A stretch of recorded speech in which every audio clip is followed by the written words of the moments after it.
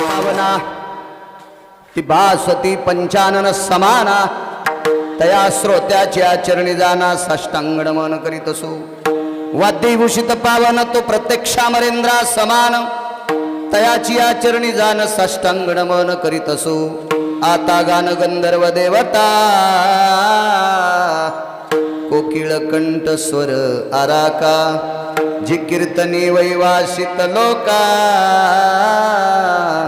तयाच्या चरणी नमन गा मज दिसत सो परम विख्यातू जो जान ब्रह्मयाचा सुतू नारद जान नाम तितिक्षु तयाची चरणी नमन गा जेने धर्म विजित विलाची बळी तो संभाजी जान नवाळी कावतरला जयाची कुळी तया छत्रपतीची आचरण कमळी साष्टांग नमन करीत असो विठाला विठाला हे चातुर्यार्थ कला कामिनी ते श्री शारदा विश्वमोहिनी नमिली मिया नदी दिव्य गोदा तटीचा विलासी सदा प्रिय जो सज्जना वैष्णवाशी जया वर्णिता प्रेमात्यंत चित्ता नमस्कार माझा श्री गुरु एकनाथा विठाला विठाला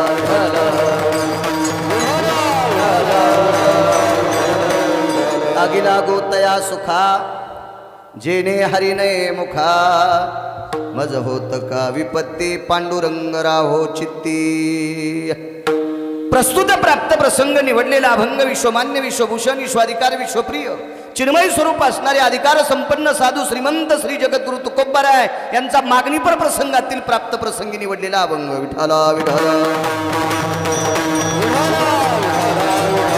प्राप्त प्रसंगी निवडलेला अभंग माझ्या तुकोबारायांचा आहे आवाज द्या देव तुमचं चांगलं करील करा आवाज या अभंगाद्वारे तुकोबाराय ब्रह्मांडाच्या मालकासमोर मागणी संप्रदायाचा दंडक आहे सज्जनांनो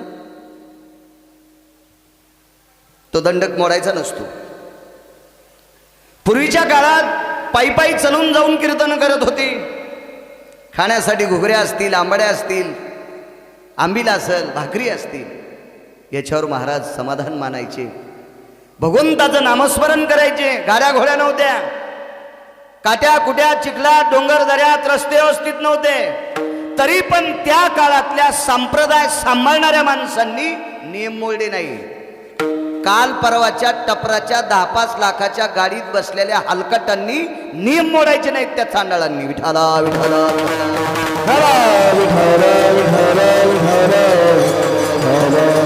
आणि एखादा कोणी संप्रदायाचा नियम मोडत असेल त्याला जर तुम्ही बोकांडीवर घेत असाल तर त्यानं केलेलं पाप तुमच्या 43 पिढ्यापर्यंत फेडावं लागेल विठाला विठाला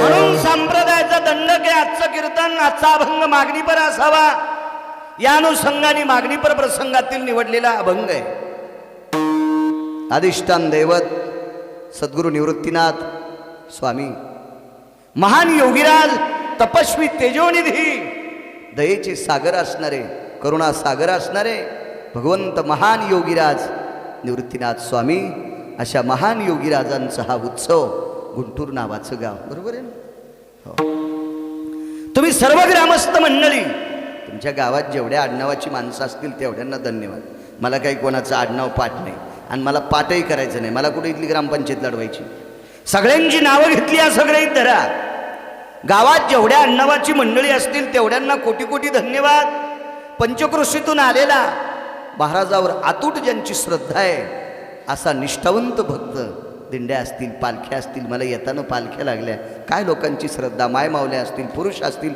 आबाल वृद्ध वयस्कर म्हातारी माणसं सुद्धा त्या पालखीमध्ये चालत होती म्हणजे निवृत्तीनाथ स्वामीवर अतूट ज्यांची श्रद्धा असा पंचक्रोशीतला भक्तवर्ग सर्वांना मी नाक घासून प्रणाम करतो मृदंगाचार्य तुम्हाला प्रणाम उपस्थित सर्व जी गुणीजन मंडळी मस्तक माझा पायावरी या वारकरी संतांच्या सर्वांना प्रणाम करतो ज्यांच्याकडे बसलो मला वाटतं ती गजूभया फार त्यांनी आदर केला जावायचा जितका करते तितका आदर ते भुजंग सर आदी करून इथं बसलो त्यांच्याकडं त्यांनाही कोटी कोटी धन्यवाद विठाला विठाला विठाला लागिला गोतया सुखा जेणे हरी नये मुखा. तुकोबर आहे मागणी मागतात. काय कठीण मागणी आहे, कल्पना करा. देवा, मी ज्या सुखावर आरूढ असताना, जे सुख भोगत असताना मला जर तुझं नाव तोंडाला येत नसेल तर त्या सुखाला आग लागू. ही मागणी आहे. ही मागणी, अशी मागणी जगात कोणीच करू शकत नाही. सुख नको म्हणणारी माणसंच नाहीत. सुख संतांना आवडत नाही असा विषय नाही, पण कोणतं सुख संतांना आवडत नाही? ज्या सुखावर बसल्याच्या नंतर जे सुख भोगत असताना भगवंताचं नाव जर तोंडाला येत नसेल तर त्या सुखाला आग लागो. आगी लागो तया सुखा. कोण्या सुखा? जेणे हरिने मुखा. ज्या सुखावर बसल्याच्या नंतर भगवंताचं नाव तोंडाला येत नसेल देवा तर त्या सुखाला, ज्या सुखाचा उपभोग घेत असताना देवा तुमचं नाव येत नसेल त्या सुखाला आग लागो. आगी लागो तया सुखा जेणे हरिने मुखा. ठीक आहे महाराज, माझं नाव तुमच्या तोंडाला नित्य येत राहील, पण जर काही नैसर्गिक आपत्ती आली तर, विपत्ती या शब्दाचा अर्थ संकट. तर काय म्हणले महाराज?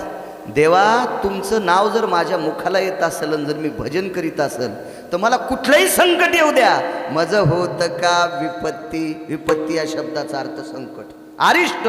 काही विपत्ती आली तरी हरकत नाही, पण देवा पांडुरंग राहो चित्ती, तू मात्र माझ्या चित्तात राहायला पाहिजे. काय गोड मागणी. ठीक आहे, विटेवरच्या मालकानं सांगितलं माझं नाव तुमच्या मुखाला सतत येत राहील, मी तुमच्या चित्तात राहील, पण तुम्हाला कुळ कुठलं पाहिजे, जात कुठली पाहिजे, पंथ कुठला पाहिजे, काय काय काय. तर ते तुकोबाराय होते, गिरगावकर नाही. तुकोबाराय म्हणले देवा जळो ते समूळ, धनसंपत्ती उत्तम कुळ. कुळाचा काही संबंध नाही. परमार्थ करणाऱ्या माणसाला जातीचा संबंधच नाही. यातायाती धर्म नाही विष्णुदासा, निर्णय तो ऐसा वेदशास्त्री. हो का उत्तम चांडाळ, त्याचे पायी माझे कपाळ.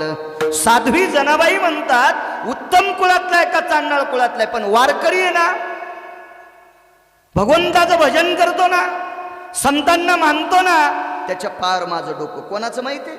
जनाबाईचं. कोण जनाबाई? तुमच्या आमच्या बायकातली बाई आहे का दुसऱ्याच्या गोठ्यातलं शेण चोरणारी?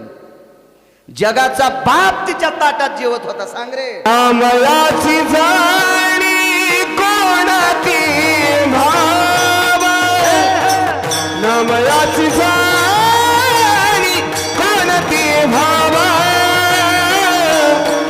देवी पलवरी रावती सारे, देवी पलवरी रावती सारे. नमलाची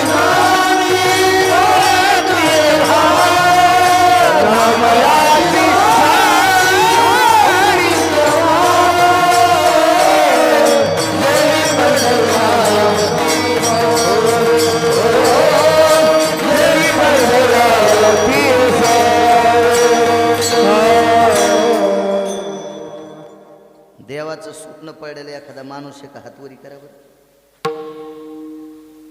मला अजून नाही पडलं. 2842 गाव झालीत माझे महाराष्ट्रातले. गांजा ओढून नाही फिरलो. संप्रदायात एकच पाप केले, फक्त पैसे घेतो, ते बी लग्न केल्यामुळं. बायको नसती तर ते बी घेतले नसते. कशाला भांडणं लावायची, मागणं पुढून फुफुटा उडं. एकच पाप केले, तरी अजून स्वप्न नाही. आणि ज्या बाईच्या ताटात जगाचा बाप जेवत होता ती बाई म्हणते हो का उत्तम चांडाळ, आणि त्याचे पायी माझे कपाळ. वारकरी आहे ना, मग त्याच्या पायावर माझं कपाळ. जातीचा संबंध नाही. तुका म्हणे नाही जाती सवे काम, ज्याचे मुखी नाम तोची धन्य. चांगलं बोलतोय, चांगलं वागतोय, खोटं बोलत नाही, तो कोण्याही जातीत जन्माला येऊ द्या, तो उत्तमच आहे. रात्रंदिवस खोटं बोलायला, आणि तो म्हणे मी चांगल्या कुळात जन्माला आलाय. त्याची बसायची जागा अशी हाणायची की बेट्याला महिनाभर खाली नाही बसता आलं पाहिजे. काय कामाचा तो पापी? जीवनभर जर खोटं बोलत असेल तर त्याला उत्तम कुळातला कसं म्हणता येईल? वैष्णव चांभार धन्य त्याची माता. चर्मकार कुळात जन्माला आलाय, पण वारकरी आहे, त्याच्या आईला धन्यता दिली. कुळाचा संबंध नाही, अद्याप नाही संबंध नाही. मुसलमानाच्या कुळात जन्माला आलो एक महाराज, मुसलमानाच्या कुळात. त्या महाराजानं भजन करता करता पोटाचा धंदा करायचा. तो धंदा होता कपडे इणायचा. पण भजन करता करता कपडे इणायचा. माणसानं पोटाचा धंदा केला पाहिजे. हरी का नाम पेट का धंदा न करे मूर्खांदा. एक म्हणला मी लग्न केलं कामच करीत नाही. नालायक तू कशाला लग्न केलं सुमळ्या? कशी जगीशीन बायको? हा, तुला काम करावं लागेल ना. आणि तुला जर बायको जगवायचा कटाळा होता तर लग्न कशाला केलं? तू नाशिकला कुंभमेळ्यात जात असतं सुमळ्या. ज्याला संसारात पडायचं का त्यानं काम केलं पाहिजे. हरी का नाम पेट का धंदा न करे मूर्खांदा. काम करायचं आणि कामामध्ये काम काही म्हणा राम राम. तुम्हाला जो देव आवडेल त्या देवाचं काम करता करता भजन करायचं. कामातला वेळ काढून भजन करायचं. असा पोटाचा धंदा करणारा मुसलमानाच्या कुळात, मोमिनाच्या कुळात जन्माला आलेला महाराज, त्यानं इतकं सुंदर भजन केलं. त्यानं म्हणायची लायकी नाही माझी.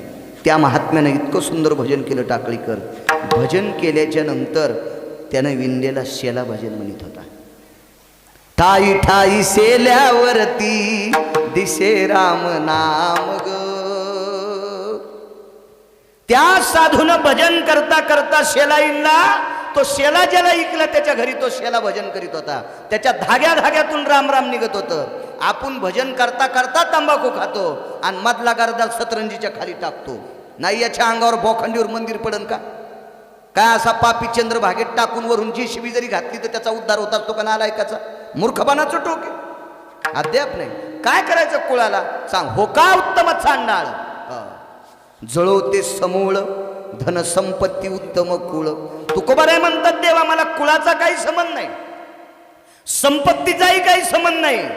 सोने रुपे आम्हा मृत्तिके समान. सोने रुपये आम्हा मृत्तिके समान. सोने रुपये आम्हा मृत्तिके समान. सोने रुपये आम्हा मृत्तिके समान. माणिक पाषाण खरे जैसे.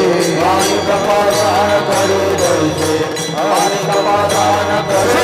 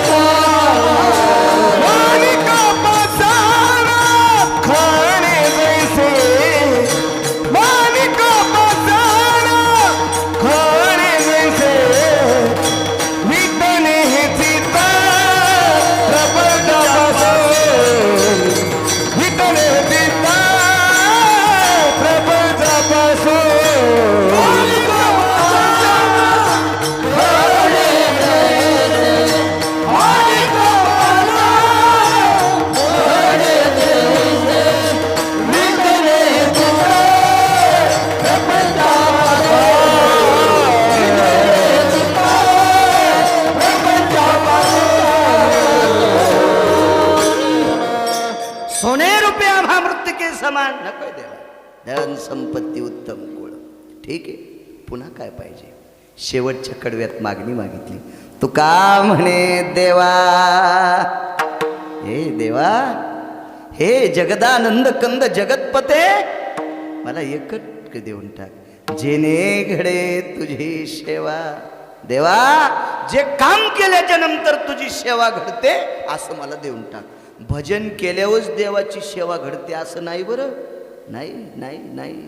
एखादा शिक्षक जर विद्यार्थ्याला इमानदारीनं शिकवत असेल आणि ते विद्यार्थी जर मोठे अधिकारी होत असतील तर त्या शिक्षकाला काशीतल्या भगवान शिवशंकराच्या आणि पंढरपूरच्या विटेवरच्या मालकाच्या 1 कोटी वाऱ्या केल्याचं पुण्य मिळते. 1 कोटी वाऱ्या केल्याचं पुण्य मिळते. मग अशी सेवा, स्वामी काज गुरु भक्ती पितृवचन सेवापती हिच विष्णूची महापूजा. देवा, मला असं देऊन टाक की जेणे घडे तुझी सेवा. मुलानं आईवडिलाची सेवा केली की 1000 सप्ते केल्याचं पुण्य त्याला प्राप्त होतं. 1000.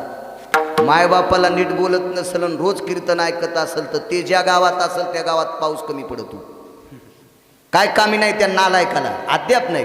मायबापाला मानित नाही ना सुंबळ्या तू, मग काय लायकीचा भजनात येण्याच्या? अद्याप नाही, अद्याप नाही. कर्तव्याला फार मोठी किंमत आहे.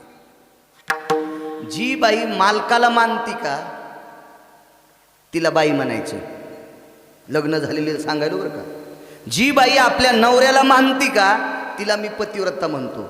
आणि जी बाई नवऱ्याला नीट बोलत नाही आणि कीर्तनात जर पुढे बसत असेल तर असं समजायचं आपल्या पुढं चुडेलीन बसली. गळ्यात शपथ. कोणाला शंका असेल तर बैठकीत येऊन विचारा, पठ्याकडे पुरावे. मी वाचिल्याशिवाय बोलतच नाही, शास्त्र आहे त्याच्या पाठीमागं. जी बाई मालकाला मानती का त्या बाईनं कोण्याच देवाच्या पाया पडायचं नाही. तू का म्हणे पतिव्रता तिची देवावरी सत्ता. फार मोठी ताकद आहे तिची. पंढरपुरातला मालक, काशीतला मालक तिच्या भेटी करता घरी येतो. इतकी मालकाची सेवा केल्याचं पुण्य. मला असू दे देवा जेने घडे तुझी सेवा.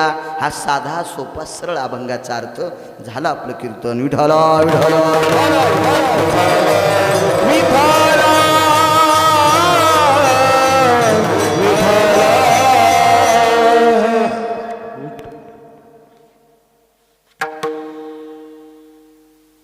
आगी लागो तया सुखा. देवा त्या सुखाला आग लागो रे, की जे सुख भोगत असताना तुझं नाव तोंडाला येत नसेल. मुद्दा आहे काय, किती गोड पुराणातला विषय आहे. एक व्यक्ती आंघोळ करू लागली. स्नान, सकाळचं आंघोळ चालू होतं.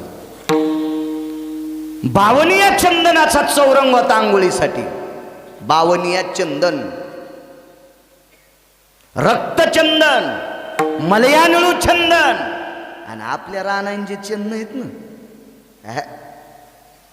हे चंदनच म्हणायचे आपलं म्हणायचे. बावनिया चंदन कशाला म्हणते? तापलिया तेला बावनी चंदन शन एक बुंद शीतल करी.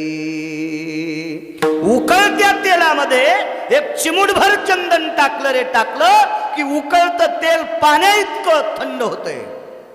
इतकी ताकद त्या चंदनात आहे. अशा चंदनाचा चौरंग त्याला आंघोळीला होता त्या माणसाला. आंघोळीला कोणी उठणं लावायल्यात, कोणी सुगंधी द्रव्य लावायल्यात, कोणी डोक्यावर पाणी टाकायल्यात, कोणी अंग चोळायल्यात, कोणी डोकं चोळायल्यात. अशा 300 बायका आंघोळ घालायला. माय काय गोळ्या नाही संपल्या बरं, वाचून सांगतो मी. 300 बायका आंघोळ घालायला. 300 300 300 रोज 300. 6व्या दिवशी पहिल्या बदलत होत्या. सावित्रिक 1800 बायका होत्या त्या राजाला. 1800. लग्नाला मी नव्हतो, पण हे ध्यानात ठेवा. 1800 बायका. त्या राजाचं नाव होतं गोपीचंद नावाचा राजा. टाकळीक रागी लागत आहे असं का? तुकोबराय म्हणतात, देवा जे सुख भोगत असताना तुझं नाव येत नसेल तर त्या सुखाला आग लागो. 300 बायका स्नान घालत होत्या. वाद्य वाजत होतं. सूर सनई चौघडा वाद्य वाजत होतं. आपल्या पारमार्थिक क्षेत्रामध्ये मंगल कार्यात जे वाद्य वाजत असतं का त्याला सूर सनई चौघडा म्हणतात. आजा जो बँड वाजतो ना, बँड, हे वाद्य मंगल नाही. तुम्ही काय बोकंडीवर घेता ते तुमचा विषय. माझी भाषा जरा कडक आहे. तुम्हाला आणायचं तर आणा, नाही तर नका आणू पठ्ठ्याला. तुम्हाला 30 गाव पठ्ठ्याला 36 गाव. मी काही कोणाच्या मागं लागे नाही. कडक बोलणार, कडक कडक. पटलं तर बली जा, नाही तर बली जाऊ नका, काय गरज नाही. बँड हे वाद्य मंगल नाहीच. बँड हे वाद्य रणवाद्य. हे वाजल्याच्या नंतर रक्त सळसळतंय आणि शूर हा युद्धाला कारणीभूत ठरतो, युद्ध करण्यासाठी प्रवृत्त ठरतो. याला बँड नावाचं वाद्य म्हणतात. पण आता तुम्ही कशातही घुसलो त्याला विलाच काय? पुजारीला राहिला, पुजारीला राहिला आणि मुसलमान पूजेला. असं असतं का? कसं शक्य आहे ते? जो तो ज्या त्या जागेवर असला पाहिजे का नाही? शास्त्र आहे त्याच्या पाठीमागं. तुम्ही बँड घेतला. बँड तर इतकी विचित्र आहेत आता. काही काही इतक्या जोरात बँड वाजायले तर की शेजारी वरात जात असताना बाजूला जर एखादं बीपीचं पेशंट असेल तर त्याला घाम यायलाय. घराच्या भिंतीचं प्लास्टर खाली पडायलंय. कोणाकोणाचं हृदय अटॅक यायला. इतका नालायकपणा. या बा वाटीभर वरणात 2 चमचे गावरान तूप घेत जा. म्हणजे तूप खाल्लंही कळतं आणि वरण खाल्लं कळतंय. पण वाटीभर वरणात ज्यानं वाटीभर तूप टाकलं का दोन्हीची चव नदीला गेली. वरण कळलं आणि तुपही कळलं. हे शहाणपणाचं टोक आहे. पुढे बसलेल्या मावल्यांना सांगतो, मंगळसूत्र किती छटाकाचं असावं, सोन्याचं किती छटाकाचं असावं. संक्रांत आली ना आता, एका बाईची तर सोनं होतं 1.5 क्विंटल. 1.5 क्विंटल सोनं तिच्या इथं, आणि तिनं 2.25 किलोचं मंगळसूत्र केलं. भोगीच्या दिवशी गळ्यात घातलं आणि सक्रातीच्या दिवशी पहाटे मेली. वजनच 2.25 किलोचं मंगळसूत्र छातीवर म्हणल्यावर ती वाचती होय, ती वजनच मेली. जरी सोनं तुझ्या इथं 10 क्विंटल जरी असलं तर 2.25 किलोचं मंगळसूत्र घालीत असतात का? नालायकपणाचं टोक आहे. आपल्याकडे जरी पैसे असतील तरी वाम मार्गाने जो खर्चित असेल त्याला विचारायला वरचा बाप तलवार घेऊन उभा आहे. विठाला विठाला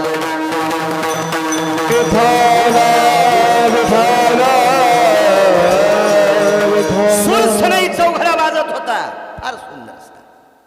काय ते स्नान असेल. आई 3ऱ्या मजल्यावर होती. म्हणजे मला असं वाटतं त्या काळातही 3-3 मजली घरं होते. आजच हे काही नवलाची गोष्ट नाही. त्याही काळात 3-3 मजली घर होते. 3ऱ्या मजल्यावर सायवनात गोपुराच्या पुढे डोकं काढून ती आई आपल्या मुलाचा स्नानाचा सोहळा बघत होती. आगी लागत आहे असो का लक्षात ठेवा. कीर्तनकाराला कडव्याच्या बाजूला जात जाऊन कीर्तन करा, आणि तो बाजूला गेला की माणसाने उठून गेलं पाहिजे. हट, याला कडव्या बोलता येत नाही म्हणायचं. आईनं ते पाहिला सोहळा. त्या आईचं नाव होतं मैनावती. काय आई होती ती. मुलाचा इतका सोहळा पाहिल्यावर तिला आनंद वाटावा का नाही, पण तिला दुःख वाटलं. 1800 सुना, 1800 सुना, 1800. जिला एकच सून आहे ती शेजारणीला बोलणं. एकच 1800 सुना आहेत. 1800. 300 सुना स्नान घालीत असताना 3ऱ्या मजल्याहून खाली चौकात पाहिलं. वात्सल्येचा, कर्तव्याचा, निष्ठेचा डोळ्यातला थेंब मुलाच्या पाठीवर पडला. त्या थेंबाचा चटका बसला. आणि काय पोळालं म्हणून असं पत्नीकडे पाहत होता, पण ते म्हणले आमच्या हातात काहीच नाही. मग वरी पाहिलं तर आई रडत होती. तो मुलगा होता. आपल्या मुलासारखा थोडाच होता. लग्नाच्या आधी मायबापासंग जेवत होता आणि लग्न झाल्यावर म्हातारा म्हातारीलाच बोलत नाही. असा मुलगा असेल का तो? संन्याशी पत्न्या लोटल्या. तडतड तडतड तडतड जिन्यावर वरी. आई तू रडतेस? होय बाळा. कोणी तुझ्याकडे बोट केलं? कोणी तुला वाईट बोललंय? अद्याप नाही. आई तुला दुःख होईल असं काही अनुकरण घडलंय? अद्याप. सांग आई. ज्यानं तुझ्याकडे बोट दाखिलं असेल त्याचा हात तोडतो. सांग आई, जो कोणी वाईट बोललाय त्याची छिप कापतो. त्या आईनं सांगितलं, बाळा तुझ्या बाबाने असं स्वराज्य कमवलं होतं. त्या राजाच्या बाबाचं नाव होतं त्रिलोचन नावाचा राजा. हे समुद्र वलयांकित राज्य होतं रे बाळा. मी अशा श्रीमंत राजाची पत्नी आहे, आणि त्या श्रीमंत राजाच्या पोटी जन्माला आलेला तू गोपीचंद नावाचा मुलगा. मी तुझी आई आहे. माझ्याकडे यमाची सुद्धा टप्पर नाही बोट करायची. काय कोणाची मायवी आली. मग रडते कशा करता? हे तू पाहून रडते रे. आई काय माझं वाईट? बाळा तुला मुक्तचंद नावाचा मुलगा झालाय. 1800 पत्न्याच्या लाड कौतुकात संसार करतोस रे. 60 वलांडली रे तुझी. 60 वर्ष होऊन गेलंय तुझं वय. बाळा या गेल्या 60 वर्षात तू भगवंताचं भजन केलं नाही. तुला वाटतंय राज्य सोबत येईल? बाळा याच्यापेक्षा तुझ्या बाबाकडं फार मोठं स्वराज्य होतं. त्याच्यातलं 4 तुझ्याकडे राहिले. 12 परचक्राने वेढून गेले. तुझ्यापेक्षा 4 पटीनं तुझे बाबा श्रीमंत होते. पण बाळा मी माझ्या डोळ्यांनी पाहिलं तुझ्या बाबाला. 5-25 क्विंटल सरपणामध्ये तुझ्या बाबाचं शरीर लाकडासारखं गवतासारखं जळून गेलं रे बाळा, जळून गेलं. हीच तुझी परिस्थिती होईल. तुझ्या बाबाच्या लक्षात आलं, मी परमार्थ केला नाही, पण वेळ निघून गेली ती. बाळा, संसार यथा सांग भोगलास, आता राहिलेलं आयुष्य तू देवासाठी खर्च कर. हा संसार मुक्तछंद नावाच्या मुलाच्या स्वाधीन कर. आईनं उपदेश केला.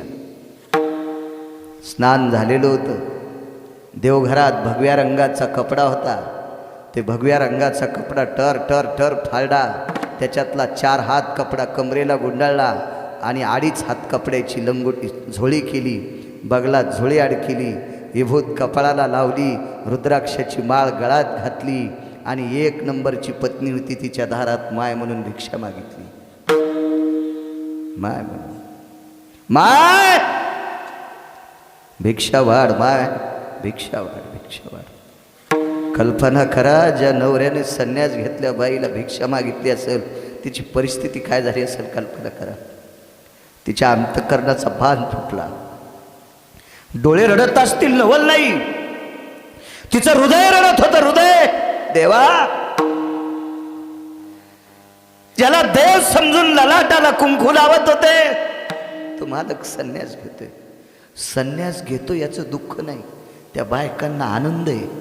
पण दुःख एका गोष्टीचं होतं, आम्ही दर दिवसाला 300 जणी स्नान घालत होतात. आता संन्यास घेतल्याच्या नंतर वाहत्या पाण्याला आंघोळ करावं लागेल, एखाद्या तळ्याला आंघोळ करावं लागेल, एखाद्या वड्याला आंघोळ करावं लागेल, एखाद्या इहिरी बारवावर आंघोळ करावं लागेल. ह्यांना गरम पाणी लागतंय, उबदार कपडे लागतात. राजहंसाच्या पंखाची गादी कमरा इतकी होती. त्या गादीवर झोपणारी मालक रानावनात काट्या कुट्यात झोपावं लागेल. याचं दुःख होतं बायकांना. गोपीचंदांच्या बायका वाईट होत्या असं डोक्यातलं काढून टाका. सकाळच्या काकड्यामध्ये आसाराम, गोपीचंदांच्या पत्न्यामुळंच काकड्यात एक अभंग आला. ज्या घरी कुलस्त्रिया राज्य राणी व संपत्ती. गोपीचंदाच्या 1800 बायका झोपीत पण पदर पडू देत नव्हत्या. झोपीत सुद्धा इतक्या पवित्र स्त्रिया होत्या, इतक्या पवित्र. आता तुम्ही सकाळी घ्या, तुम्हाला कुठं ऊन लागायले, घ्या सकाळी. तुम्हाला गिरगावकराची शपथ आहे, दिवसा पदर घेत जा. विठाला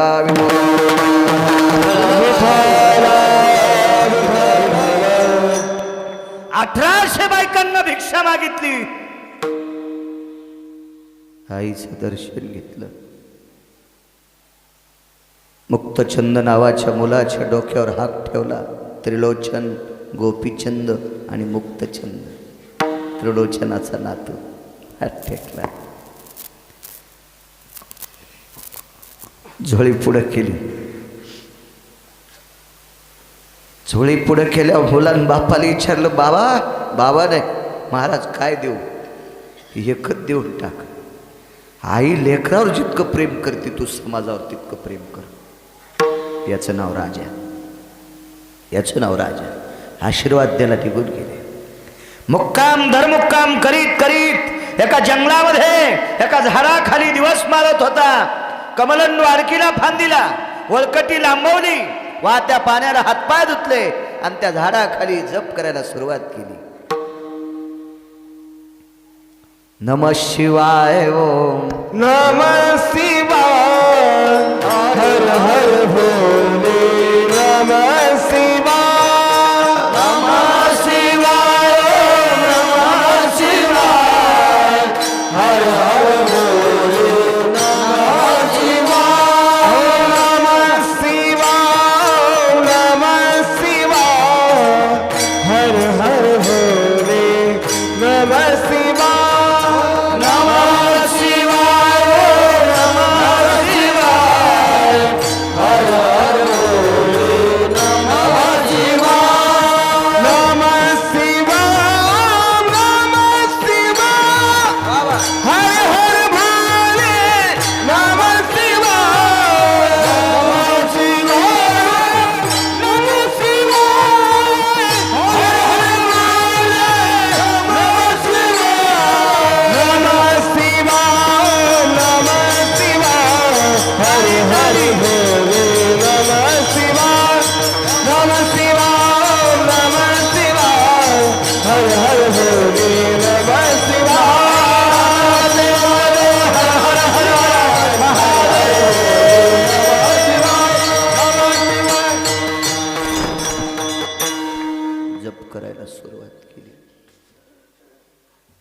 रस्त्याने प्रवासी आला, आगी लागत आहे असो का सांगतोय, प्रवासी आला.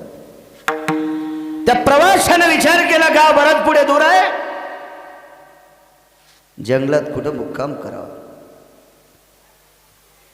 नुकताच दिवस माळवत होता, साजूकसा संधी प्रकाश होता. त्या संधी प्रकाशामध्ये भगव्या रंगाची कपडे घातलेला एक संन्यासी भजन करत होता. या प्रवाशाने विचार केला महाराजापाशी रात्रभर मुक्काम करावा. वाटसरू होता. महाराजांचं भजन आटपलं. रस्त्यात लागलेल्या गावात भिक्षा मागितली होती. कमलंडू मध्ये 1-2 भाकरी होत्या काढून. रस्त्याने पळसाची पानं तोडून झोळीत ठेवलेली होती. पानं पांगिली आणि वाटसरूला सांगितलं, बाबा माझ्याकडे जेवायला जेवतोस का? भूक लागलेली होती त्याला. हो. अर्धी भिक्षा त्याला दिली, अर्धी आपण खाल्ली. वाटसरूच्या लक्षात आलं काय महाराज आहे, आपली ओळख नाही, पाळख नाही, काही नाही, पण महात्मा आहे. आपल्या पोटाची काळजी केली या साधूने. महाराजांनी अंग टाकलं. दिवसभर थकलेला साधू होता. महाराज तो एक ऐश्वर्य संपन्न राजाचा साधू झालता. ऐश्वर्य संपन्न राजा, अशा राजाचा महाराज झालेला आहे. काय त्याचे तळपाय गुलाबाच्या पाकळ्यासारखी लालबुंद तळपाय होती, पण बिना चप्पलचं फिरत असताना पायाला वर्ण पडली होती, वर्ण पडली होती, वर्ण. या वाटसरूनं विचार केला, ज्यानं आपल्याला भाकरी दिली आपण त्याचे हातपाय दाबावे. वाटसरू जवळ गेला आणि महाराजांचे पाय दाबत होता. ते महाराज होते गोपीचंद नावाचे महाराज. महाराजांनी सांगितलं, दादा अरे काय करायची सेवा आता, नकोय, माझं काही दुखत नाही. ऐका महाराज, दाबू द्या हातपाय. आग्रह केल्यामुळे हातपाय दाबू दिले. थोड्या वेळानं महाराजांनी विचारलं, का रे तू कुठे निघालास? काही अंतरावर 4-2 मुक्कामाच्या अंतरावर एक नगरी, त्या नगरीचे राजा गोपीचंद महाराज आहेत. आणि त्या गोपीचंद महाराजाकडे मी वर्षाकाठी किंवा 6 महिन्याकाठी एकदा भिक्षेला जात असतो. काय करतात रे ती महाराज तुला? महाराज विचारायला, काय करतात ती महाराज? मी त्यांना एकदा भिक्षा मागितल्याच्या नंतर ती मला एवढी देऊन टाकतात की ती 6-6, 7-7 महिने मला पोटाची काळजीच करायचं काम नाही, इतकं देऊन टाकतात. मी त्यांच्याकडे चाललो. महाराज म्हणले, तू ज्या महाराजाकडे चालला का ते भिकारडी महाराज आहे, ते भिकारी आहे महाराज. पाय दाबणारा वाटसरू स्वतःचा आथरून उचललं, दुसऱ्या झाडाखाली गेला. काय महाराज हलकटे म्हणे, माझ्या राजाला भिकारी म्हणाले? मूर्ख महाराज आहे. महाराज पुन्हा उठले आणि त्याच्यापाशी बसले. त्यानं पुन्हा आपलं वळकटी उचलली आणि दुसऱ्या झाडाखाली टाकली. महाराज पुन्हा त्याच्याजवळ गेले. एव्हा म्हणला, लक्षात ठेवा महाराज, अंगावर भव्य कपडे आहेत म्हणून मी गुमान बसलो. आता जर का मी दुसऱ्या झाडाखाली गेलो आणि तिथं आले ना तर दगडानं झाली. महाराज म्हणले, फक्त माझ्या प्रश्नाचं उत्तर दे. तुझ्या राजाला भिकारी म्हणल्यावर तुला राग कस काय आला? काय बोलताय राव, कोट्यवधी भिकाऱ्यांचा दाता तोय. आम्हा भिकारी माणसांचं पोट भरवणारा राजा भिकारी कसा असू शकतोय? गोपीचंद राजावर एक भिकारी इतका प्रेम करतो असं पाहिल्याबरोबर भगव्या वस्त्रातला संन्यासी रडू लागला. ह्या वाटसरूने विचारलं, महाराज माझ्या राजाला भिकारी म्हणला तर आता रडून जिरू नका. गेलेला शब्द वापस येत नाही. त्या महाराजांनी सांगितलं, बाबा ज्या राजावर तुझं देवा इतकं प्रेम आहे ना, तो गोपीचंद राजा मी आहे. मी आहे तो गोपीचंद राजा, मी आहे. लेकराची आई चुकल्याच्या नंतर जसं लहान लेकरू आई म्हणून रडतंय का, आक्रंदून आक्रंदून, तितका आक्रोश करून तो भिक्षुकी, तो भिकारी रडत होता. महाराज समुद्र वलयांकित राज्य तुमचं, 1800 पत्न्या, मैनावती मातेसारखी आई, मुक्तचंदासारखा सूर्याच्या तेजाला लाजवील असा त्याचा कर्तव्याचा तेज प्रकाश असा मुक्तचंद नावाचा मुलगा, आणि कोण तुमच्यावर ही दशा आणली? डोक्यातलं काढून टाक रे राजा, ही माझ्यावर कोणीच दशा नाही आणली. मी स्वतः वेश देवासाठी घेऊन